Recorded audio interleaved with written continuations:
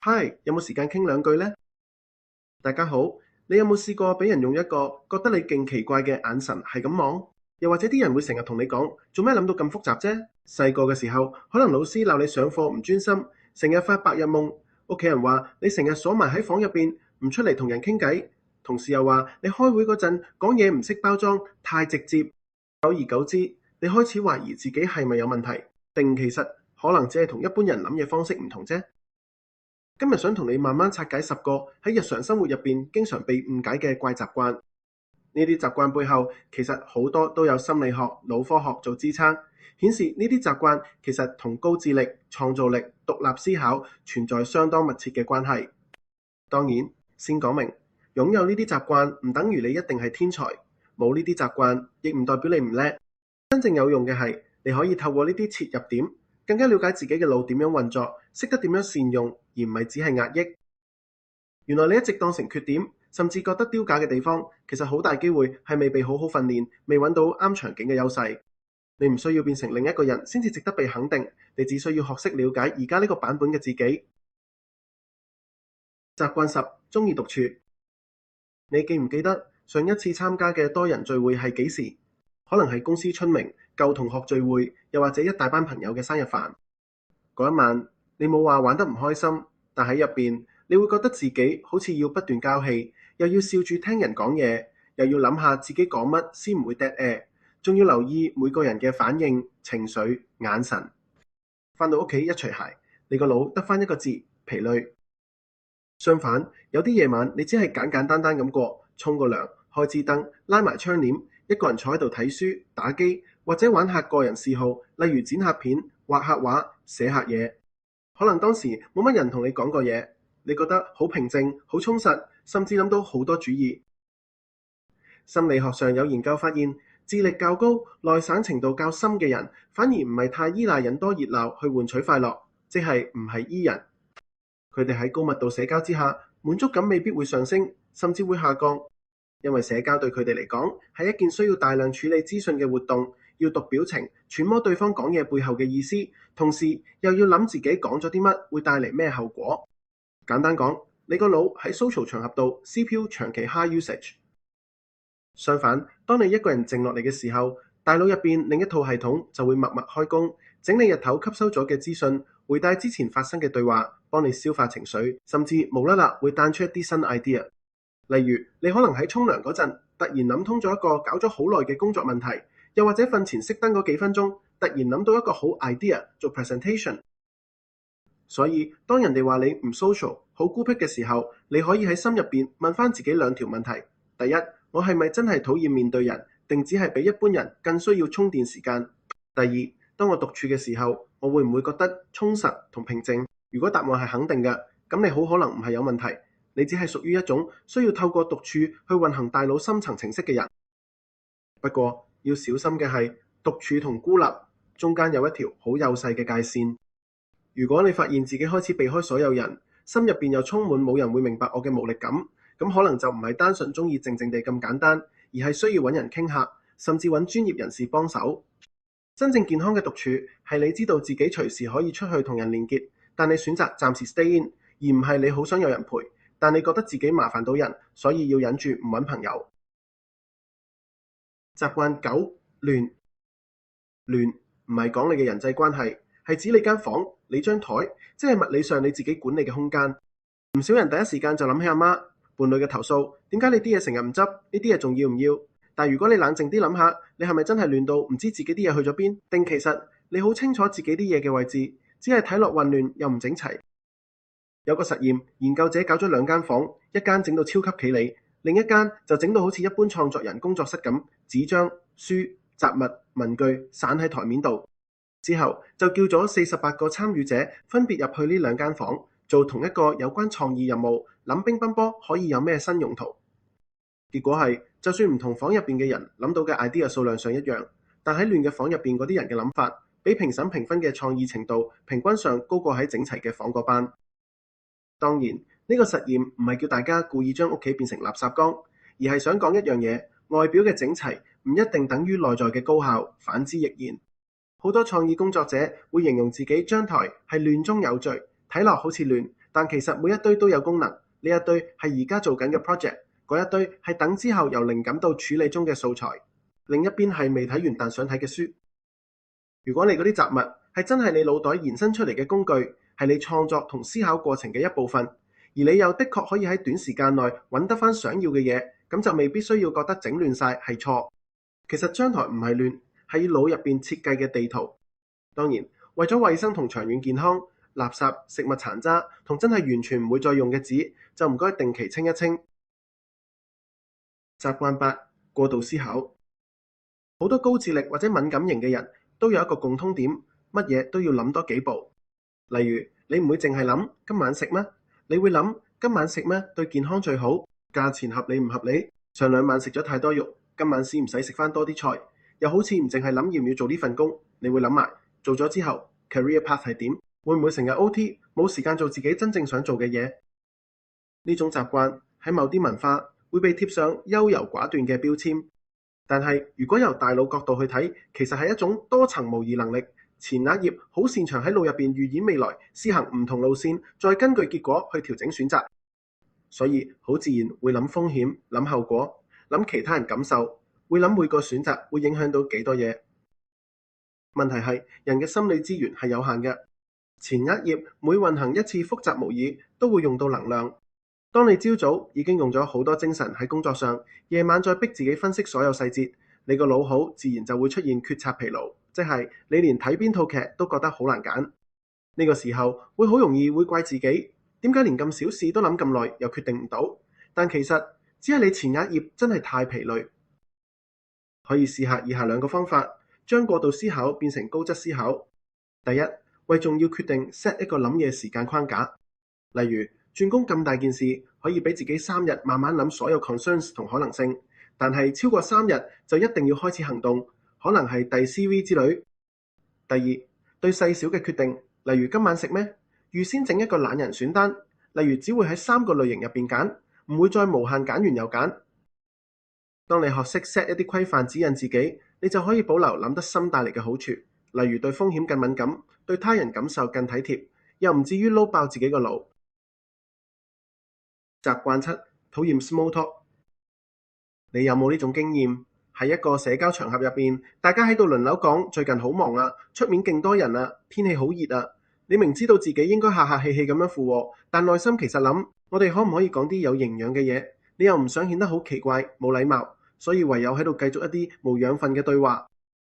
好多高智力、好奇心重嘅人對對話係有要求嘅，佢哋唔一定要講哲學或者科學，可以係講生活，但至少希望係真實有啟發，而唔係淨係交換一啲天氣資訊。例如同一個最近點啊嘅問題，有人會真心分享最近有啲咩掙扎，學到咩新嘢，有咩新興趣之類，但就唔想只係停留喺都 OK 咯。如果你係傾開興趣、人生選擇、價值觀，就可以講足幾個鐘，但面對冇意義嘅對話，就會諗翻10秒8秒先回到一句嘢講。咁你要知道，你嘅問題唔係唔識 social，而係你大腦對有營養嘅交流有更高需求。你想要嘅唔係單純填滿空氣，而係互相激發。你可以訓練自己幾個轉話題嘅對答，幫你由 small talk 慢慢帶去 deep talk。例如，你最近有冇睇到一樣令你覺得好有意思嘅嘢？如果俾你而家即刻有1個月唔使返工，你會用嚟做咩？呢啲唔係咁容易敷衍就答到嘅問題，大部分人亦都 handle 到，但會自然令對話更深一層。咁樣你既保留禮貌，又可以滿足自己個腦對深度對話嘅需求。習慣6：白日夢狂熱。你會唔會喺超級無聊嘅會議、排隊、搭車途中，個人好似自動切換去內心影院模式？你喺度幻想自己去咗旅行、移民、創業、中六合彩，甚至喺度幫未來嘅自己寫對白。然後突然有人叫你先彈翻出現實世界。傳統教育好怕學生發白日夢，但大腦研究發現，當你喺度神遊嘅時候，你個腦其實並冇停低，反而係另一種運作模式。呢種叫做預設模式網絡 （Default Mode Network，DMN） 嘅系統，會幫你將過去嘅經歷、未來嘅想像、當下未解決嘅問題，全部搞埋一齊。有時就會喺你完全冇刻意用力諗嗰陣，突然彈出一個解決方案。好多偉大嘅 idea 都唔係喺專心坐喺台前用力諗就會出現，反而係喺人放鬆、散步、沖涼、搭車，甚至刷牙嗰陣突然諗到。你自己都可能試過同一條問題，坐喺台前諗咗半個鐘都諗唔通，但當你放低去行下街，反而突然就明咗。呢個就係 DMN 喺背後幫你整理檔案。所以唔好再將所有分心都視為壞事。你要明白，可能係個腦做緊高級運算。當然，平衡好重要。你唔可以喺所有場合都任由自己飛走，尤其係當你要負責安全、要照顧人、要處理緊關鍵任務嘅時候。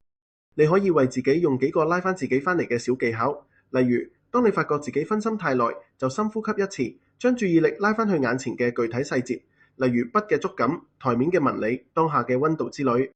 咁樣你就可以享受 Daydream 帶嚟嘅創意，又唔會完全飛到外太空。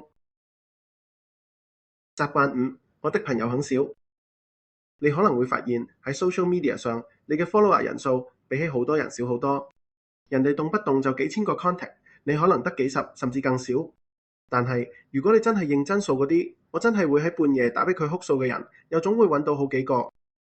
有研究喺大規模調查入邊發現，喺高人口密度地區，智力較高嘅人喺經常同朋友出街之下，滿足感反而較低。